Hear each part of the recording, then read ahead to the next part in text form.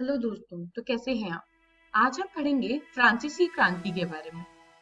इस वीडियो में हम 18वीं शताब्दी के दौरान फ्रांसीसी समाज और विद्रोह का प्रकोप पढ़ेंगे। तो दोस्तों, 15 जुलाई की सुबह पेरिस में बहुत अफरा तफरी थी। न्यूज फैली थी कि राजा ने अपने ट्रूप्स को बोला है सिटीजन्स पे फायर करने के लिए। तो वहां के सिटीजन्स ने अपनी एक फौज बनाने का फैसला किया, जिसके बाद उन्होंने आर्म्ड एम्यूनिशंस यानी हथियार ढूंढना शुरू कर दिए।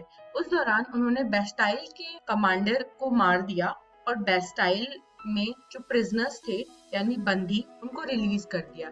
ऑल्दो वो सिर्फ 7 ही थे, लेकिन ये इम्पोर्टेंट इवेंट था क्योंकि ये जो बेस्टाइल का फोर्ट था, ये जो राजा की पावर थी उसको डिस्प्ले करता था। उसके बाद बेस्टाइल के फोर्ट को जला दिया गया और उसके जो अवशेष बचे थे उन्हें बाजार में बेच दिया गया, जिससे लोगों को याद रहे कि ये इवेंट कितना इम्पोर्टेंट है। लेकिन उसके बाद भी क्रांति थी दोस्तों रुकी नहीं। नागरिकों ने और भी ज्यादा विद्रोह किया। किसके खिलाफ? जो बढ़ते प्राइजेस थे ब्रेड के, उनके खिलाफ। दोस्तों अब हम पढ़ेंगे लुई 16 के बारे में। 1774 में राजाओं के बर्बन परिवार के लुइस 16वें ने फ्रांस का सिंहासन लिया। उन्होंने मैरी एंटोनेट से शादी की जब वे 20 साल के थे।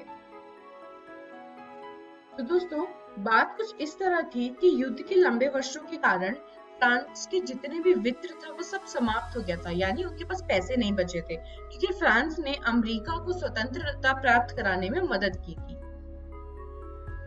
दोस्तों युद्ध ने 1 अरब से अधिक श्रेणियों को जोड़ा, जो पहले से ही 2 बिलियन से अधिक थी।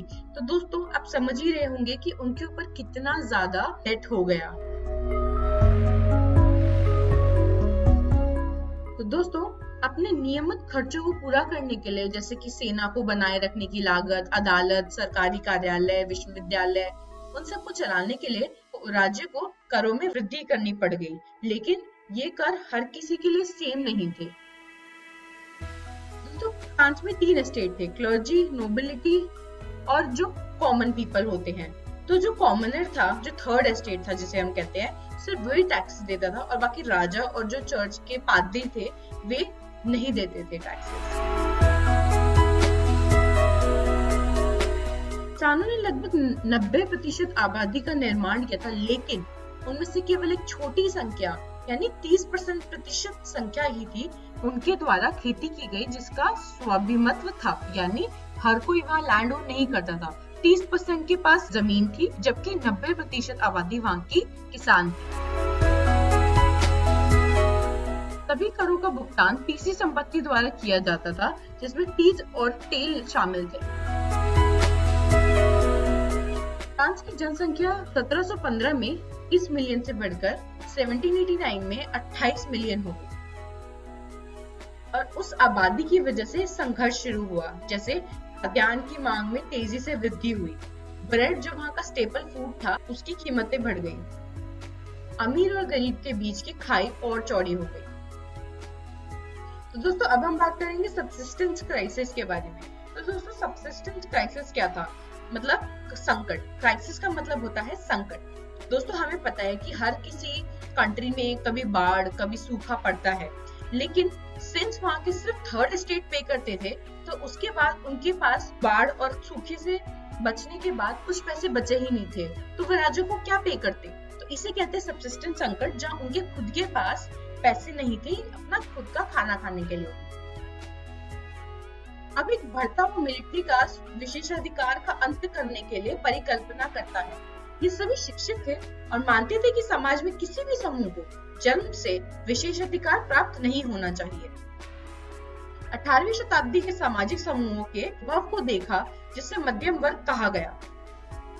इसके बाद लुईस 16 ने एक एस्टेट्स जनरल की सभा बुलाई।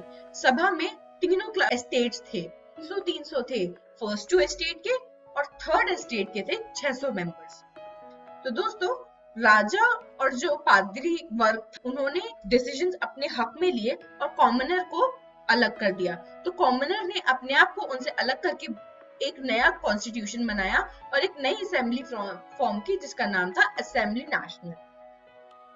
100 साल की मोनार्की को खत्म करके उन्होंने पहली फ्रेंच रिपब्लिक एस्टैब्लिश की, जिसके 3 वो थे, लिबर्टे, एगैलिटे एंड फ्रेटर्निटी।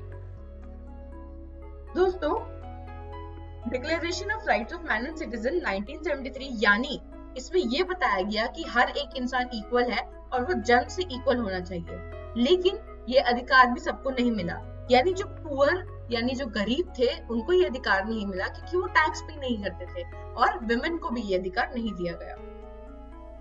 18वीं शताब्दी में अधिकांश पुरुष और महिलाएं पढ़े लिख नहीं सकते थे दोस्तों, तो इसीलिए इन महत्वपूर्ण विचारों का फैलना बहुत जरूरी था। तो इसके की मुद्रित शब्दों के बजाय चित्र और प्रतीकों के उपयोग से उन्हें ये समझाया जाता था। आइए हम इनमें से कुछ को समझने की कोशिश करते हैं। पहला था टूटी हुई जंजीरें। टूटी हुई जंजीरें सिंबलाइज किसको करती हैं? इसका मतलब है लोगों का फ्री होना। अब हम बात करेंगे और सुविधाओं का आधार। ये क्या शो करता था? शो करता था कि एकता में ही ताकत है। अब हम बात करेंगे आंखों के त्रिकोण विकिरण प्रकाश के साथ की, जिसका मतलब था नॉलेज। ये है राजदंड, शो करता था रॉयल पावर को।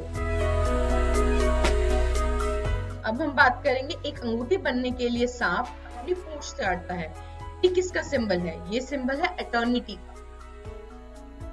और ये लाल फोन कैप है, तो मजदूरों द्वारा पहनी जाती थी जब वो फ्री हो जाते थे। और दोस्तों, ये है लॉ टैबलेट। लॉ टैबलेट ये बताता है कि लॉ सबके लिए सेम है और सब उसके सामने इक्वल है। दोस्तों, ये थी द विंग्ड वुमेन, जो लॉ के बारे में बताती थी। और दोस्तों, ये है नीली सफेद लाल वुमेन, जो शो करती थी नेशनल कलर्स ऑफ फ्रांस। तो दोस्तों, इस वीडियो में हमने सीखा 18वीं शताब्दी के दौरान फ्रांसीसी समाज और विद्रोह का प्रकोप। आई होप आपको ये समझ आ गया होगा। तो घर जाकर आप अपनी किताब India and contemporary world part 1 में से भारत और समकालीन विश्व पार्ट 1 पढ़िए। अगली वीडियो में हम फ्रांस राजशाही को समाप्त करता है और गणतंत्र राज्य बनता है, और क्या महिलाओं के पास क्रांति थी।